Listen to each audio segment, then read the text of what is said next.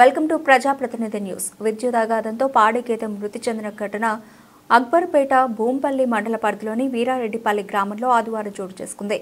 వివరాలకు వెళితే రైతు బట్టికాడి నర్సాగౌడ్ రోజులాగానే తన గేదెను రాత్రి సమయంలో వ్యవసాయ పొలం వద్ద కట్టేసి ఇంటికి వచ్చాడు. మరునాడు ఉదయం పొలం వద్దకు వెళ్లి చూసేసరికి బోర్ మోటార్ వద్ద విద్యుత్ తీగ గేదెకు తగిలి ఉండడంతో అది అక్కడికక్కడే మృతి చెందింది.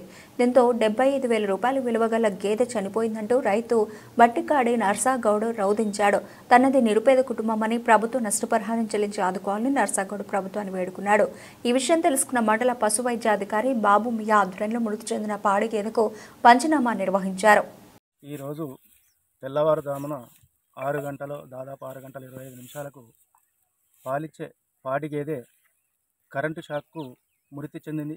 దాదాపు 75 నుంచి 80-90 వేల వరకు పాలిచ్చే బర్రె బట్టికాడి నర్సాగౌడ్ తండ్రి నారగౌడు గారిది మృతి చెందింది.